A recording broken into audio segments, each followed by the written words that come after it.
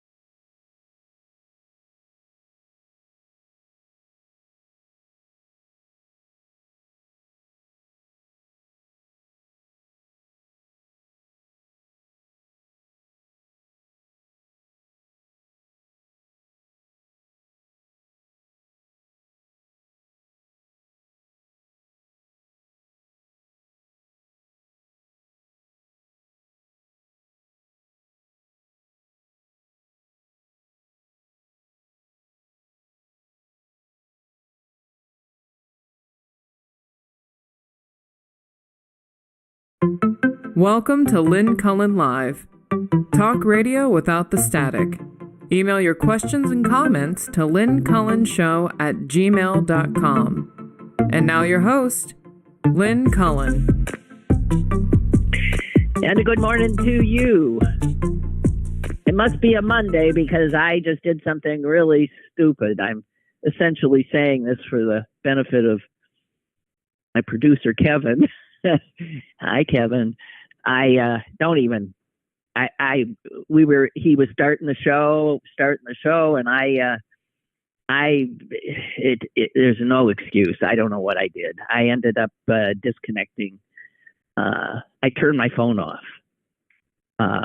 Why? I don't know. And lost the connection anyway. But here we are. Good God. February 19th. Oh, man.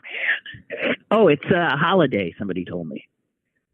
What nonsense. It was President's Day. Is that really a holiday? Really? I think I once did a very long piece on, is there an apostrophe in President's Day? And if there is, where is it? Is it before that S or is it after that S? And I think this is open to, because most people don't know what the hell to do with an apostrophe anyway. I mean, it doesn't, I know, make much difference. But when I was a kid, didn't we celebrate, it was George Washington's birthday? Wasn't that what it was? And then somebody added Lincoln. And then they were born like many years apart, but I don't know. It's nonsense. So since we last spoke, good God in heaven,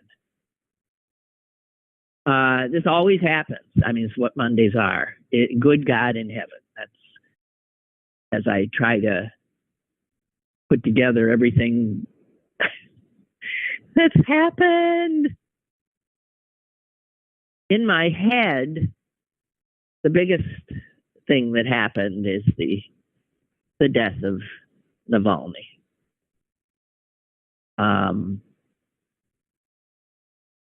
Because, first of all, it was a given. I mean, the minute that man went back to Russia after they tried to poison him, that kind of courage is mind-blowing. And because we right now are living in a place and time in which courage is so often missing, it's the dearth of courage among our leaders, among ourselves, is so apparent. And his death the death of this extraordinarily courageous man made that so much more dark. Courage. You know, I'm going to digress here for a second.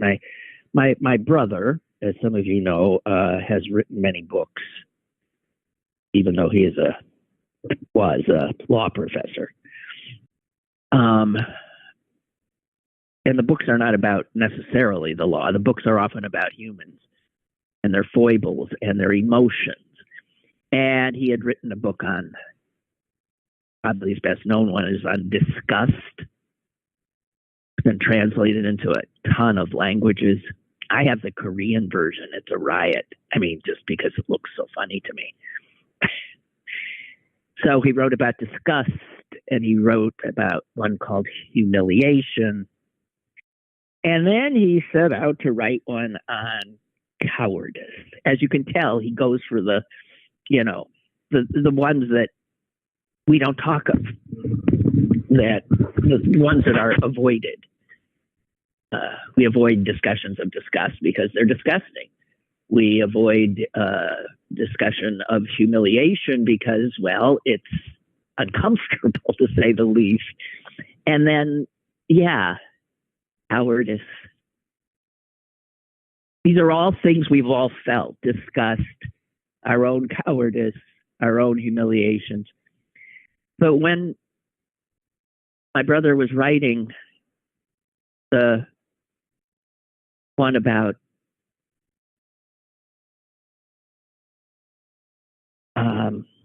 cowardice. God damn, I'm sorry. I'm sorry. Distracted by a bird. Glorious cardinal. Wow. Anyway, he decided that that it was cowardice's opposite, although I don't think he would even say it's the opposite, that was more fascinating. What is cowardice? We all have felt it. Sometimes many times a day.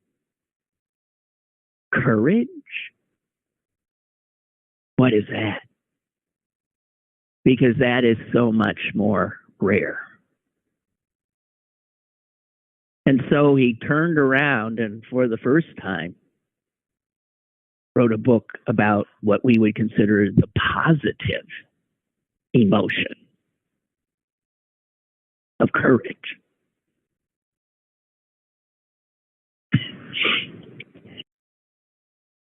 And if I may, again, just one more interesting thing. He begins the book with a story about a Civil War soldier. If you're writing a book about courage, you obviously end up in a lot of wars, because that's where we often see extraordinary feats of courage. And he read a lot of letters, and the letters written by soldiers in the Civil War are just a trove of extraordinary history and humanity. And he came upon the story of one soldier, I believe a Union soldier. I hope I don't. I'll just give you the thumbnail, who was a coward. And he was part of a company where they lined up ready to take on the enemy. And as the enemy drew closer or whatever, I don't know, this guy just cut and ran. He ran and ran and ran and ran until he couldn't run anymore. And that kind of cowardice, desertion, gets you killed.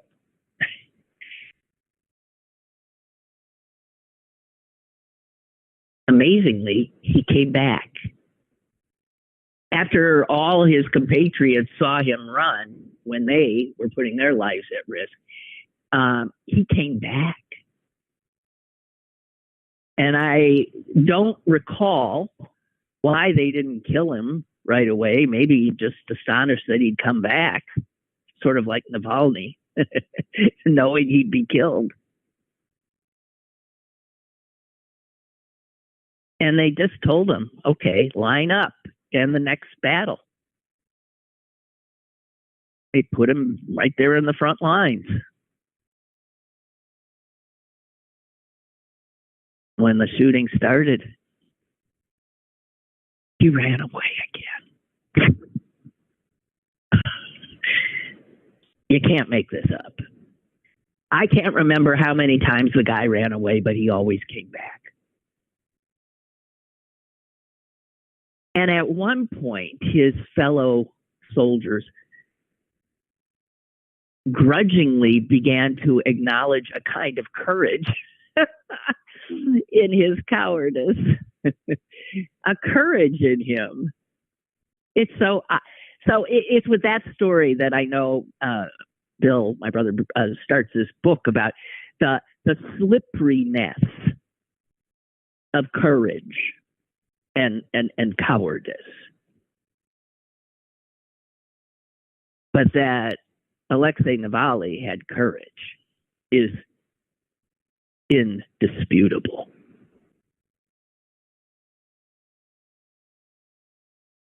Reading a lot of stuff about him, I got even more sorrowful at his loss. What an extraordinary human. I didn't know he has a daughter here studying at Stanford. His family, his wife is one place. She's vowed to carry it on. His daughter's here in the United States. He, too, was in the United States studying at one point and could have stayed, could have had a nice, easy life as, just another Russian dissident who can do his dissidenting from a safer place, even though Putin is known to kill you no matter where you are.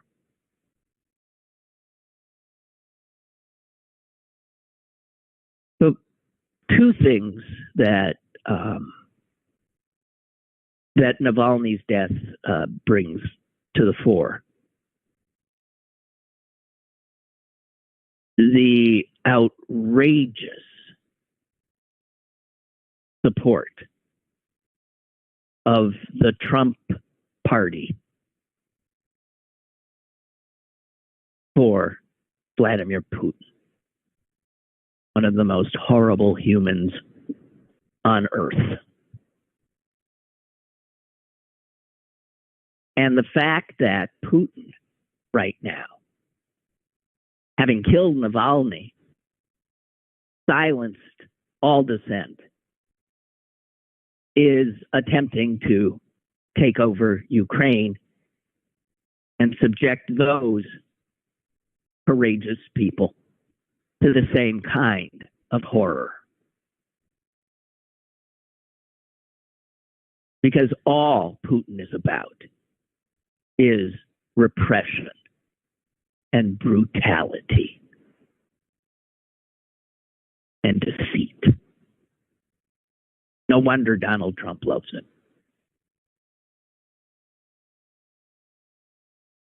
But if Navalny's death doesn't get some of the cowards in the Republican Party to stop standing in the way of aid to Ukraine in its frontline battle for democracy, which means they're proxies for us,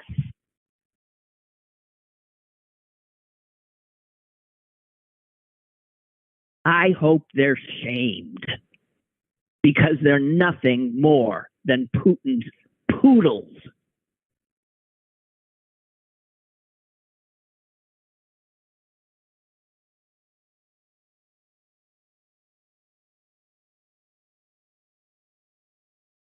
Everything that Navalny died for.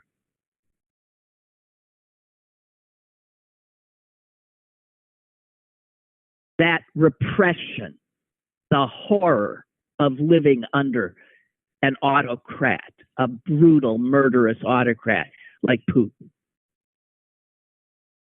who creates a state of constant fear. Killing Navalny was telling Russians that being brave, standing against him, go work. You end up dead. You want to be next?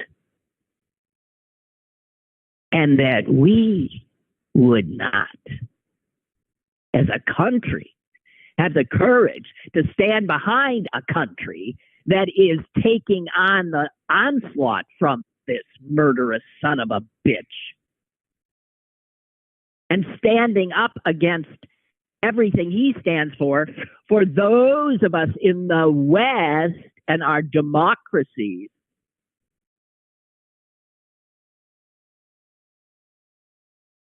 I mean, Putin will keep on going. He took Crimea. He's destabilized all those poor countries that happen to share borders.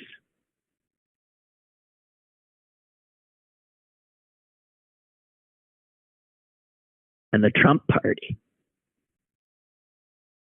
are his fellow travelers.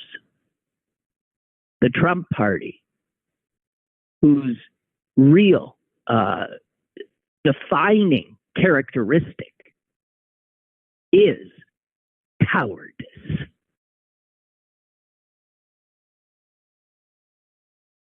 Cowardice.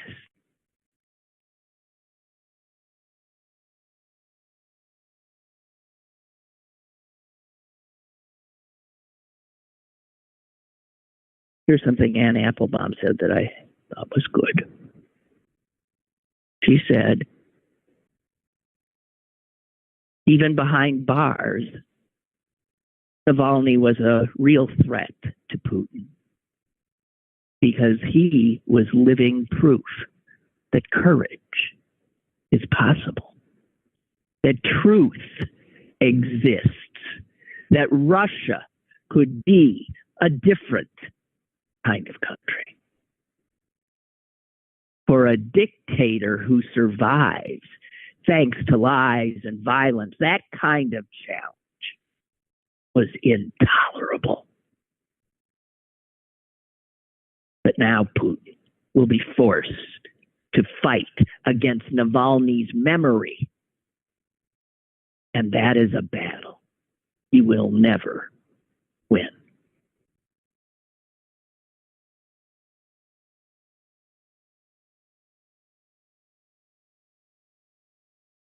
And one other thing. I don't know if you saw the video that was taken the day before he died, because the day before he died, he was in court again. Probably they were adding another 10 years onto a sentence. Who knows? But he looked good. He didn't look sick. He didn't look like a man who was going to drop dead taking a walk. And he was laughing. He was laughing. And one of the ways he showed his courage and contempt for Putin was by ridiculing him and his system, by laughing in Putin's face.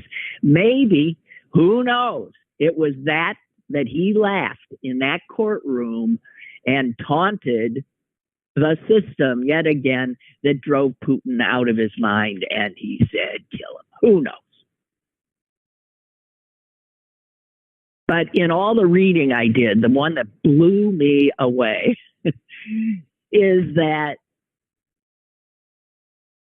when he got on that airplane to fly back to Russia after they had tried to kill him, was 2021.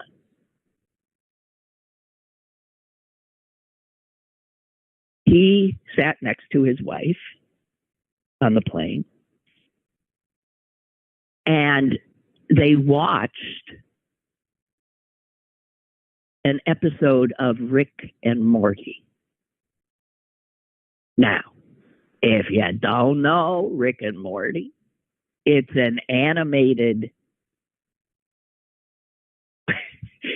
I wouldn't know it, but I lived with a younger person who, so to this day, sometimes comes over and we watch some Rick and Morty. Rick and Morty. It's an outrageous. I don't know. Was it on the? Check it out. It's a wild animated series. It involves a mad scientist. Okay. And here's the thing I did not. First of all, I was blown away that he's going back to certain imprisonment, and he's watching Rick and Morty.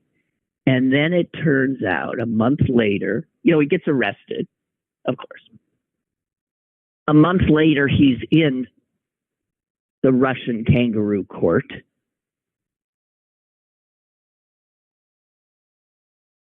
And he quoted Rick and Morty. And here's the quote. He stood up in front of that Russian court and said, "To live is to risk it all. Otherwise, you are just an inert chunk of randomly assembled molecules drifting wherever the universe blows you."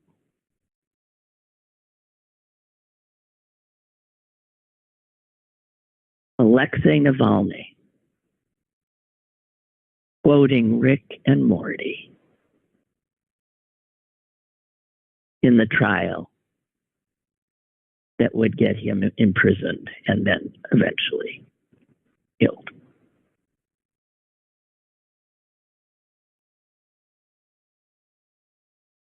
Just remarkable.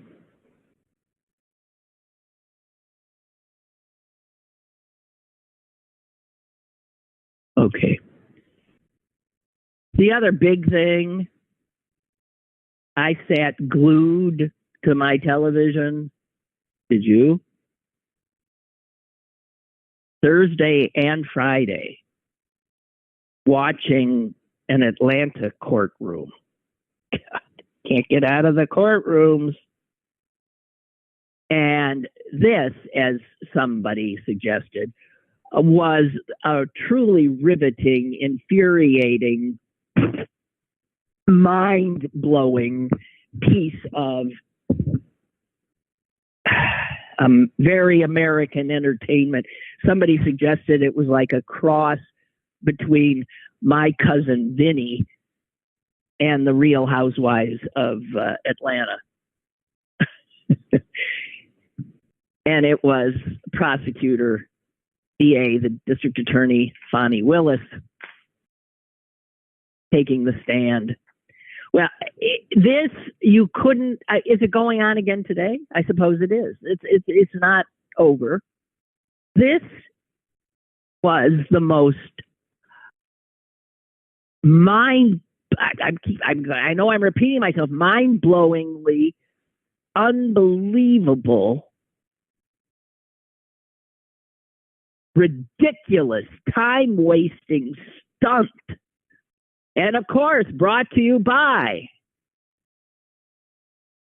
Donald Trump in his efforts to stay out of prison himself, to slow down the wheels of justice. An effort to get rid of this woman who was coming for him. And man, she handed him a gift.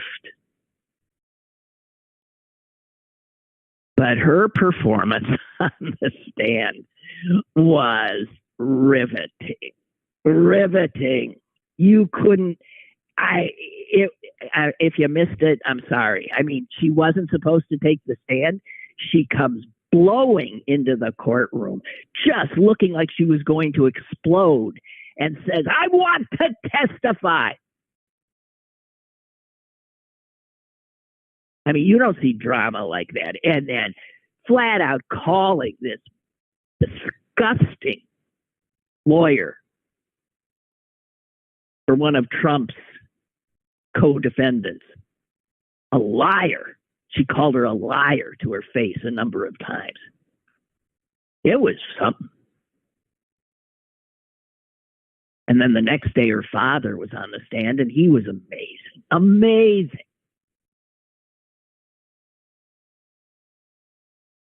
But all of that begs the question.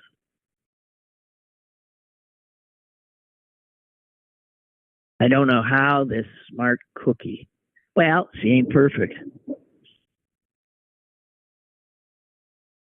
put everything in jeopardy for, well, that human libido, I'm telling you, or just human loneliness. I don't know. But I want to share with you two things written by lawyers in letters to the New York Times about this, and I really thought both expressed my feelings. This one particularly. I'm baffled by the Fani Willis love life issue and the immense media coverage. I've practiced law for over 50 years and never seen a dispute involving whether two lawyers on the same side of the case were intimate. No doubt this has occurred multiple times, in many cases, and it was never a concern. What business is it of Donald Trump's or the courts?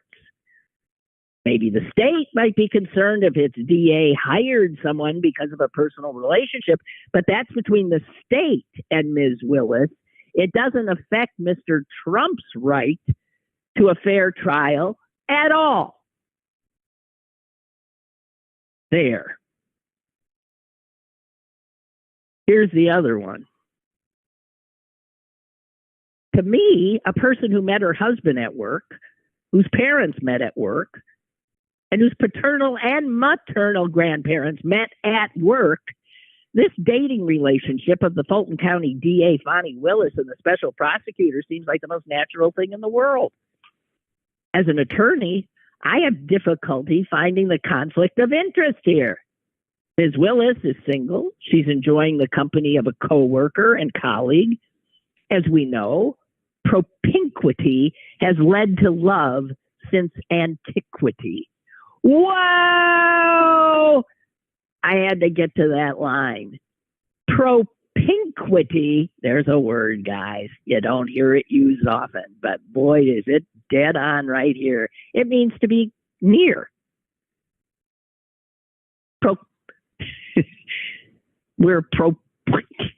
It's not used because it's hard to say, and I can't even think of a sentence. So here's the sentence. Propinquity has led to love since antiquity. What? It's just a poem. Anyway, this woman goes on to say the same thing the other guy said. There might be a conflict of interest if the special prosecutor were a defense attorney, but they're working together on the same side with the same goal. And of course, the greatest irony is that a sexual predator, a known adulterer, a rapist is the one who's bringing these charges and attempting to discredit and disqualify these two unattached, hardworking professionals who happen to be dating each other. God. Okay. But here's the thing that most blew me away as she was questioned and her father was questioned. Now, we've heard often that, like Jack Smith and the judges in Trump trials have gotten death threats and have to have security and all that kind of stuff. And it's become so common that we don't really take that information in. Oh, yeah, sure, of course. It's sort of in this court case under questioning, the Trump lawyers constantly were trying to get her to admit that, they needed to know, where was she living, and did what's his name ever visit her there, and blah blah blah blah blah. So there's all this stuff about where she was and what house and this and that. And so in the course of that questioning, it came up that she had to abandon her home, a home she had bought, a new home, her dream home, bought and paid for with her hard-earned money. And she had to abandon it because the threats, and as they proceeded to talk about the threats, were mind-blowing. At one point, she's getting death threats 20 a day, right? One, though, was so specific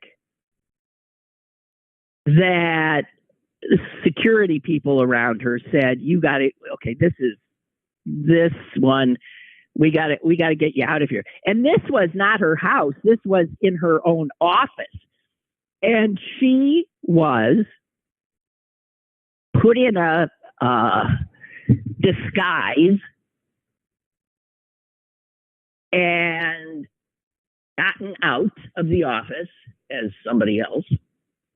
And then a body double wearing a bulletproof vest, speaking of courage, pretended to be her and offered up herself as a target if this death threat was in fact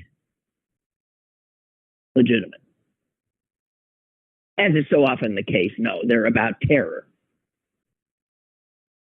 Terrorizing a person, terrorizing them.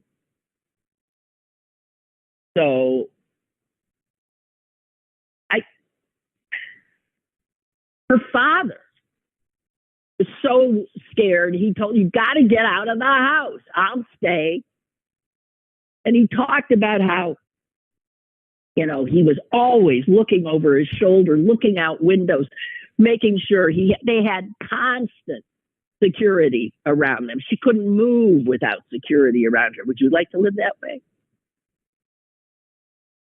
And this is because she had the gall to bring charges against Donald Trump.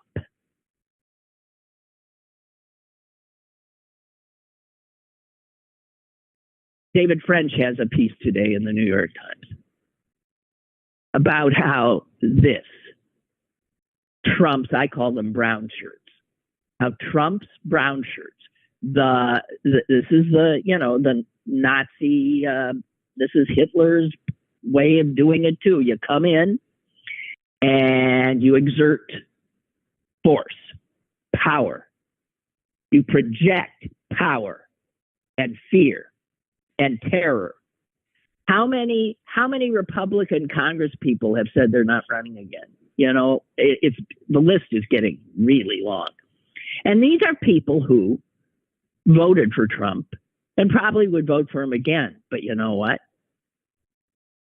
They're just getting scared and they want to get out. They don't want to be quite so close to the front lines. Who would run for office in a climate like this? Who would serve in this position of district attorney? And if you were, who would have the courage to bring charges against people that will kill you? So you create, Putin understands this, you create this climate of intimidation and fear, knowing that most people do not have a lot of courage.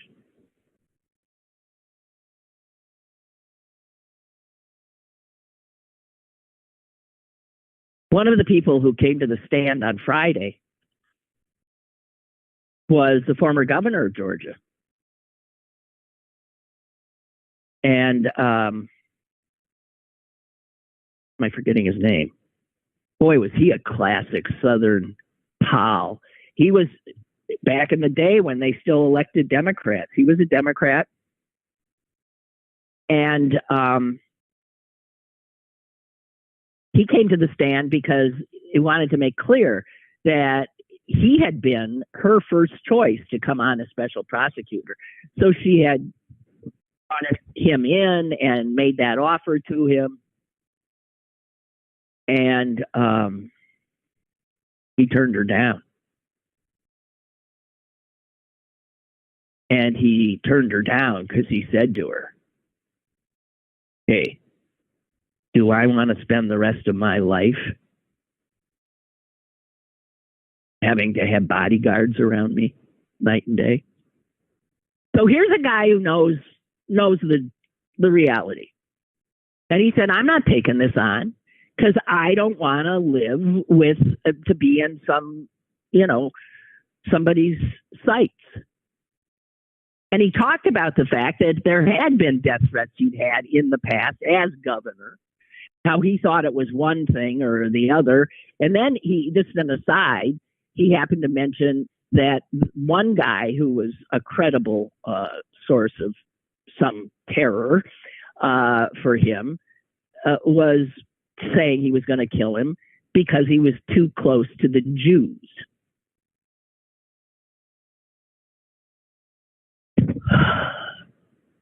So, this is what Donald Trump has brought to our country. This was not something that we have seen in our lives before. People afraid to serve on a school board. People afraid to help an election happen. To sit there at a polling place and make sure people get their ballots and are registered. These were not positions where people felt they were putting their lives on the line. They are now. When the Colorado Supreme Court decided that Donald Trump should not be on their primary ballot, every one of those justices, good God, the threats started. And now they live in this Trumpian terror. Every witness, every juror in all of these cases against, against Trump will live with this kind of terror.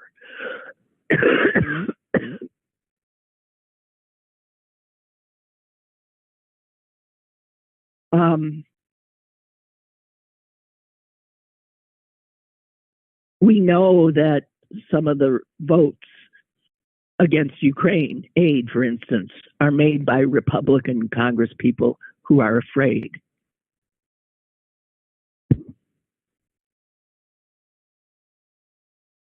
Because there are enough Trump cultists who understand their role and that their role is to be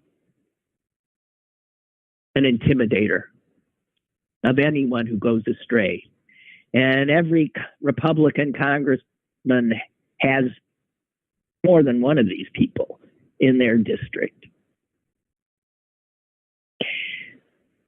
David French writes that the intimidation is systemic and ubiquitous, an acknowledged tactic in the playbook of the Trump world. So this is where we've come. And I realized that as I watched Fani Willis and her dad talk about the reality of their lives and the impact, I look at her in an entirely different way. What a brave woman. And you think the Attorney General in New York State, who successfully brought the case against Trump's businesses, that $450 million now he's going to be on the hook for? What do you think her life's like? And you look at you have to, two black women who have the balls.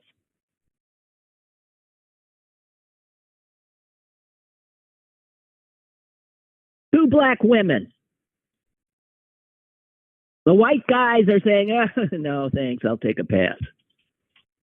And that's how you get autocracies. Lack of courage.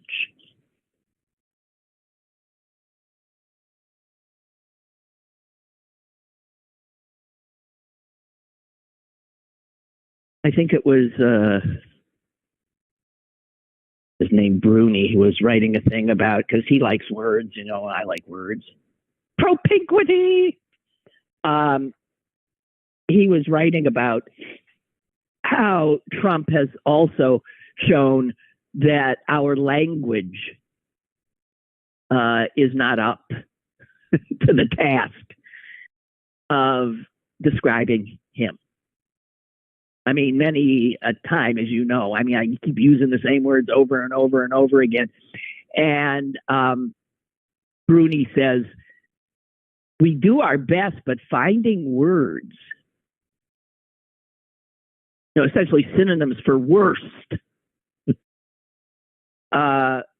stumps us.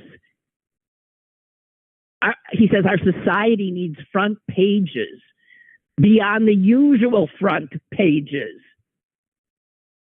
Superlatives beyond the usual superlatives. I so agree with this. That's why I'm so angry at the newspapers for just doing the same old when we are not in the same old. He says we need a thesaurus to supplement the thesaurus. Trump tests more than our sanity. He tests the very limits of language. Demagogue, autocrat, dictator, tyrant. So many of us have used and reused those terms with good reason. So when his malevolence metastasizes, where do we go then? What's left to say?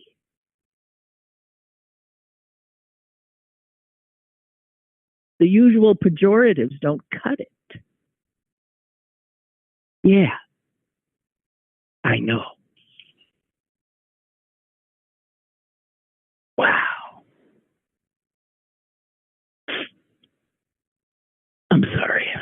I'm sorry for sniffing in your ear. Okay, a few quickies. Things. Oh, Jagr. Guys. Boy, was that a love fest all weekend. For those of you who don't know, Jagr was a Penguin hockey player. He's still playing hockey. He's in his 50s. He plays in his native land, Czechoslovakia, for a team he owns. And I'm sure he's still the best guy on the ice. But I spent the week, much of the weekend, distracting myself with, there was so many really good videos and pieces out about his time here. What fun. And they retired his jersey yesterday here in Pittsburgh. And it's just nice. That's all I want to say. Just really nice. Makes you smile. Yeah. And I mean, you don't even have to be a hockey fan. You also don't have to be a hockey fan when they show some of him on the ice to realize how he's skating circles around all those other professionals on the ice. It's pretty amazing. Wonderful. Okay. So that said, this happens. You, in reading, as I do, and you do, I'm sure, you come on just little things, little tidbits of stuff, and you're, you think, wow, I didn't know that. So I have to share here's some little things I discovered inadvertently while reading this in the last 3 days. Did you ever see a movie, Who's Afraid of Virginia Woolf? I happened to rewatch it the other day. Man, that thing is good. Director Mike Nichols, I think that was his first film. Also, you know what I didn't know is another one of my favorite movies, North by Northwest, which is Hitchcock. The same guy who wrote that script wrote the script for Who's Afraid of Virginia Woolf, adapted Edward Albee's play. And that guy is brilliant. His name is Ernest Lehman. We should know that guy's name. Anyway, but that's not the one. So in this, it turns out that when Albee agreed, the playwright, to let Warner Brothers make his play into a film, he agreed after Jack Warner, the head of the studio, promised him that Martha, the character that Liz Taylor plays, would be played by Bette Davis, and that George, the actor that the part Richard Burton played, would be played by James Mason. So, wow! If you've ever seen Taylor and these two, Taylor and Burton, in that movie, you can't imagine anybody else playing that. And then you're told Bette Davis and James Mason, two extraordinary actors, but you can't even imagine it. I don't know. So that blew me away. Also, Taylor was a babe at that point, but in the movie you wouldn't know it. And she was told by, I guess it would have been Mike Nichols, that he needed her to gain at least 20 pounds. And she happily did. So there was that. And I just blown away. Also, a little tidbit from that is that George and Martha are the first names of who? George Washington and Martha Washington. And yes, Edward Albee, the playwright, that is where he got the names for the two characters at the center of his play, George and Martha. Okay, here's another little tidbit. I just learned this morning. There are no tennis courts in Tibet. I have no reason why I would have known that, but I'm telling you, that's a true statement. There are no tennis courts in Tibet. And it's actually partly, first of all, it's not, whatever. It's partly because of the altitude. Tennis balls can explode on impact. I'm just saying. Isn't that a interesting little factoid? I was reading a story in the sports section about a guy who is a tennis player, from Tibet, which in and of itself is unusual because there are no tennis courts in Tibet. And yet he was first team all Ivy League. His name is, I can't pronounce his name.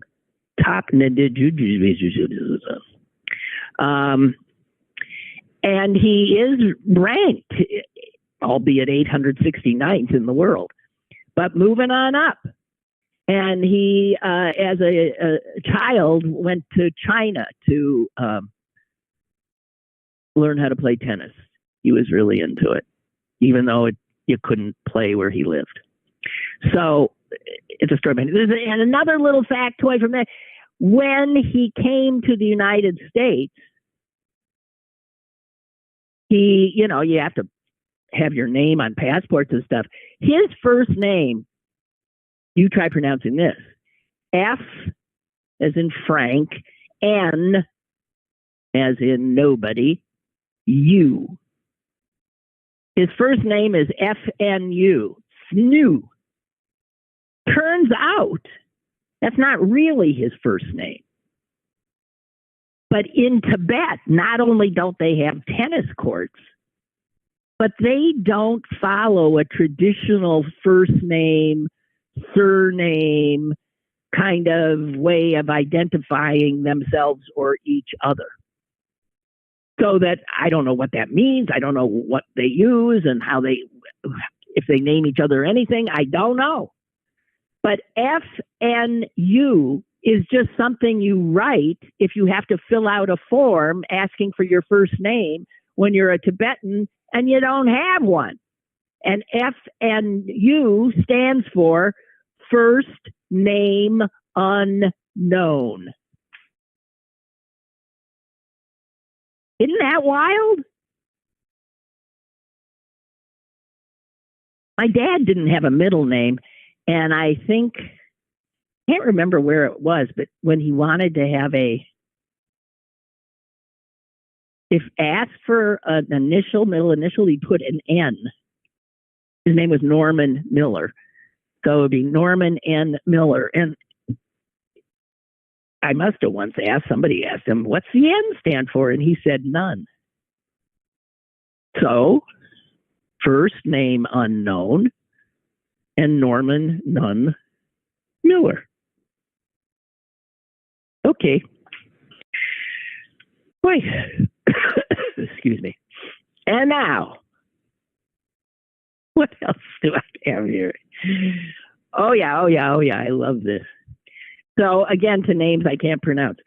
We go to India now. We're moving west. We're moving all the west here, slowly. And I'm gonna.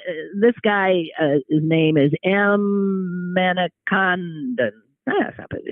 Manikandan, I think. Turns out he is a movie director, and he does. He's very well known in India. And I guess he has a few homes. He has one little getaway in southern India, and there was a burglary there last month. And the burglars they're still on the loose. What they took has not been recovered. They got away with gold and silver and cash. But here's the thing. A few days after the burglary, a small plastic bag appeared outside the gates of the house. And this plastic bag was stitched shut with thin sticks. And inside it was something wrapped in a white handkerchief. When all of that was pulled apart and the handkerchief opened up, Inside was a medal. Actually, a very prestigious national award that the director had won 3 years ago for one of his films. And there was the medal and also a note. And it said, "Sir, please forgive us. Your hard work belongs to you alone." So the guys that ripped him off, realizing they had this thing that was, well, for him, returned it with an apology. "Please forgive us." Now, they didn't return the gold, silver, and other stuff they took, but somehow I was thinking, what's that phrase about honor among thieves? I mean, these guys, these burglars, exhibited more honor, more character, right? And a whole bunch of other people I can think of, including the thief in chief, the Donald Trump, who never apologized to anyone for anything. You want thieves with honor? Here's thieves with honor. Just saying. I love that story. They're still looking for the guys. They couldn't get fingerprints. They got some fingerprints off the plastic bag, but it didn't lead them anywhere. So they're still at large. And I hope they don't catch them. Leave them alone. What they got away with was about $1,200. So that doesn't seem so outrageous. Oh, okay. And just a little time I have remaining. Another Holocaust survivor dead, guys. And I got it. Sorry. She was 114 and she was raised in Pittsburgh. She didn't die here. Raised in Pittsburgh. Known to be the oldest Jew in the world. The oldest Jew in the world has died, it says right here. She used to go when she was a little kid to Rhoda Shalom, and she attended Shenley High School. Her name, Pearl Seinenberg Berg. She died in L.A. Did I say she was 114? I said she was 114. My God. The Gerontology Research Group, which verifies the birthdays of centenarians, recognized her as the oldest Jew in the world, the third oldest American, and the ninth oldest person in the world. And so there you have it. She was born in Evansville, Indiana. Her parents joined a traveling vaudeville show. They landed in New Orleans. What? They were trying to get to Detroit, but somehow ended up in Cleveland. And then in the 20s, they had settled in Pittsburgh. They lived on North Craig Street. I'm just saying, her dad, I'm looking at an ad from his used car company, Massey's Used Cars. This is an ad from 1924. Anyway, that's it. She is now gone.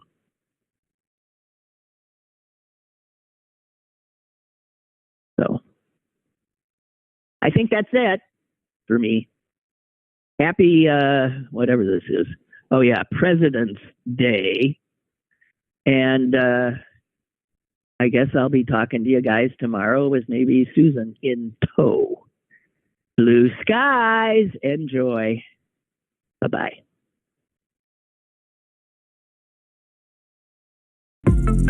Lynn Cullen Live, Monday through Thursday from 10 a.m. to 11 a.m. and archived at pghcitypaper.com. The opinions expressed on Lynn Cullen Live are those of the host and do not necessarily reflect the viewpoints of Pittsburgh City Paper or its advertisers.